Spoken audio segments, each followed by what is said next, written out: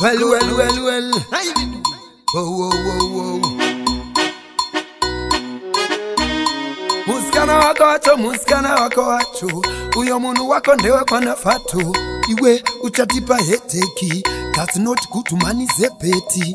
Yumu hatko chimbo ndipa hatko chimbo ndipa hatko. Well. Amuro vera kanamba uyumu hatko chimbo ndipa hatko chimbo ndipa hatko. Well.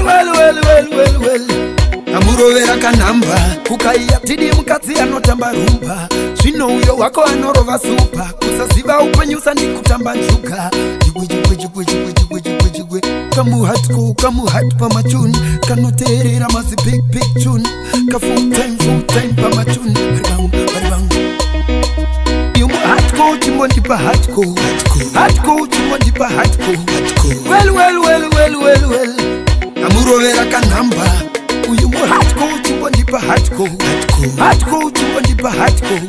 Well. Amuro vera kanamba type ya chukan imi type ya chukan aiwai popojan inokusunga yokusunura mana wenyu wandikumbura zepeti ziva hausisiri muzera weshebeti zemeti ikatsamwa ndokurova nepeneti. Yumu hatko chimbo ndipa hatko chimbo ndipa hatko. Well. Amuro vera kanamba uyumu hatko chimbo ndipa hatko chimbo ndipa hatko. Well. Amuro vera kanamba muskana wako wacho uyo munu wako ndewe kwa nafatu iwe uchatipa heteki. That's not good to money zepeti. Kamu hat pa machun kanoterera mazi big tune ka full time pa machun bang. Yumu hatko chimbo ndipa hatko chimbo ndipa hatko. Well.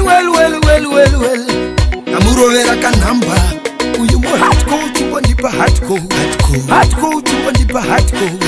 Well. Amuro vera kanamba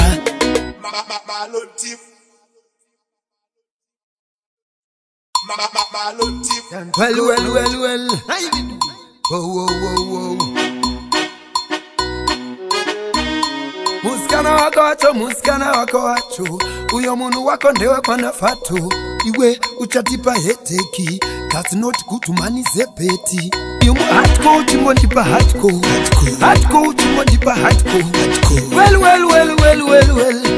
Amuro vera kanamba uyumu hatko chimbo ndipa hatko chimbo ndipa hatko.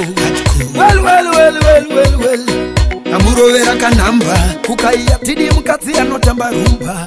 Shino uyo wako anorova supa kusaziva upenyusa ni kutamba njuga. Jigwe kamu hat